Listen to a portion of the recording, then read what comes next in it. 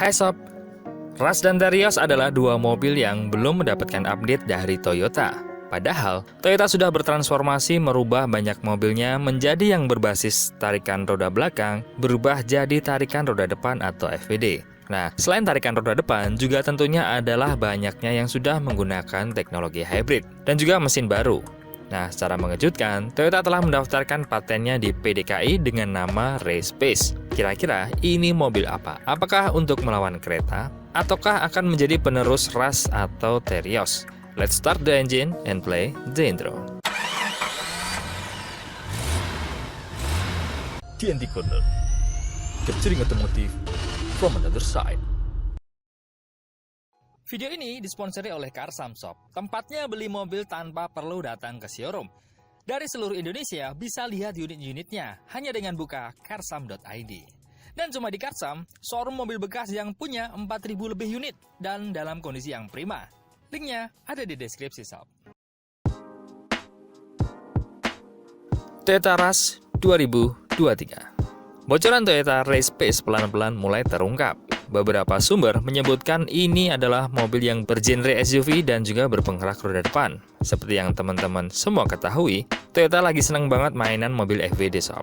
Innova jadi FWD, Avanza jadi FWD, lama-lama Fortuner juga jadi FWD nih. Nah, mobil ini seperti merepresentasikan kelanjutan dari kegemaran Toyota mainan mobil FWD. Nah, mobil ini bernama Race namun memiliki perubahan nama. Bukan rubah sih, tapi tambah menjadi Race Pace. Dari perubahan nama, membuat perubahan juga untuk dimensinya sob, yang menjadi agak membesar nantinya. Setidaknya, itulah informasi terbaru yang kami dapat. Apakah Race Pace akan menjadi penerus dari Toyota Rush?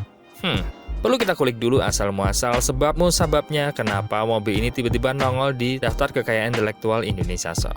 Nah, di Indonesia sendiri, kabar kehadiran Race Pace bermula dari laman resmi Direktorat Jenderal Kekayaan Intelektual Indonesia atau DJKI pada 23 Desember 2022. Toyota mengajukan permohonan paten nama mobil baru dengan nomor DID 2022-107852 di tanah air. Pengajuannya sendiri adalah perusahaan langsung dari Jepang, Toyota Jidosa Kobushiki Kaisa yang mewakili Toyota Motor Corporation. Kemudian pada 27 Desember DJKI mengumumkannya.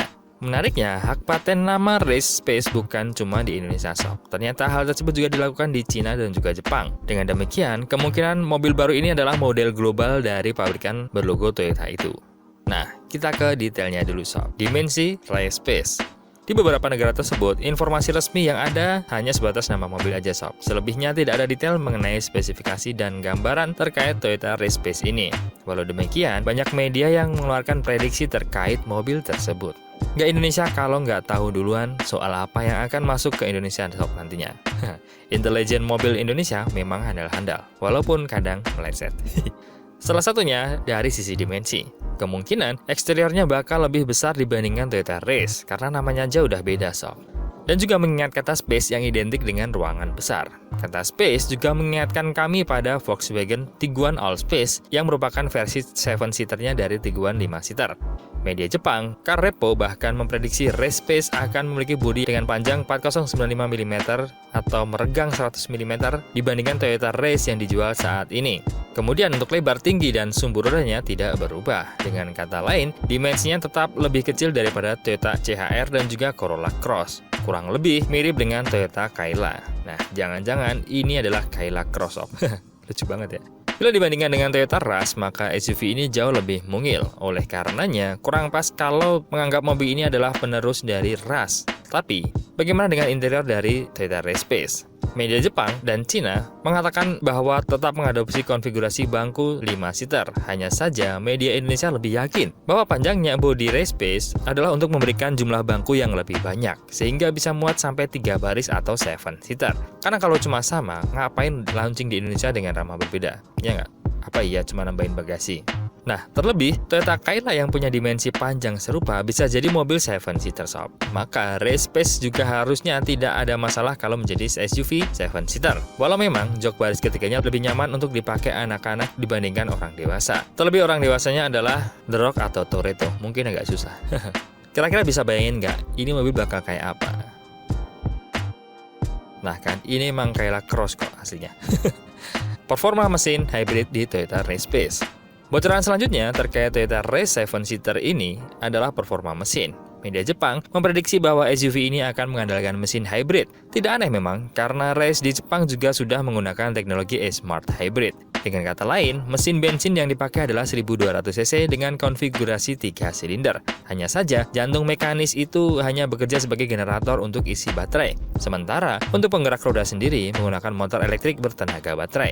Bisa dikatakan, cara kerja mesin Race Hybrid ini persis dengan Nissan Kicks e-Power. Bila benar, tentu teknologi e-Smart Hybrid tersebut akan sangat irit bensin, sob. Kemungkinan di race pace juga bisa menghemat BBM sampai 27 km per liter. Hadirnya mesin hybrid di produk Toyota sesungguhnya bukan hal yang aneh.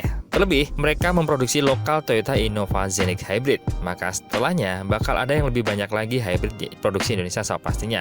Nah, tapi kalau seirit ini, orang kan jadi jarang beli BBM ya. Kira-kira harganya makin mahal nggak? Atau sama? Kan mungkin pendapatan menurun dari segi perusahaan. Atau malah subsidinya dicabut. Atau jenis BBM murah tiba-tiba hilang aja dari muka bumi, ganti sekelas pesawat semua.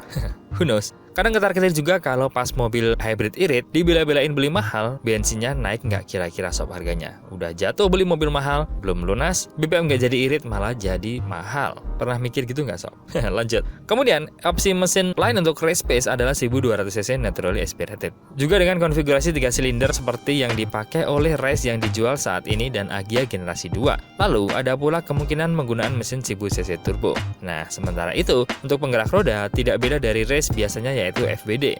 Nah, kira-kira gimana dengan Toyota Rush generasi 3? Sebenarnya, isu kehadiran Toyota Rush generasi ketiga sudah lebih dulu mencuat dibandingkan Toyota Race Pace ini, sob. Bahkan informasinya, SUV tersebut akan berganti nama menjadi Toyota Yaris Cross 7-seater untuk pasar Indonesia. Lalu di mana posisi Race Pace? Tidak salah ketika Anda mengatakan Race Pace sebagai penerus dari Rush. Ini dikarenakan Rush di masa depan sepertinya akan naik kelas. Bila basisnya Yaris Cross, tentu pakai penggerak roda depan, mesin hybrid, rangka baru, dan fitur-fitur modern yang semakin lengkap. Tentunya, Toyota tidak bisa lagi menjual Toyota Rush generasi ketiga dengan harga di bawah 300 juta, sob. Maka, Toyota butuh mobil 7-seater pengganti untuk mengisi kekosongan itu. Nah, disinilah peran Toyota Race Pace hadir sebagai penerus Toyota Rush. Kurang lebih, gambaran persisnya seperti Toyota Avanza yang mengisi kekosongan keluarga yang ditinggalkan oleh Toyota Kijang saat berevolusi menjadi Innova kala itu, sob. Bisa bayangin kan? Oke, kira-kira itu, sob, info dari TNT Corner kali ini. Terima kasih sudah nonton sampai akhir. See you next video, dan I'll be back. Ciao!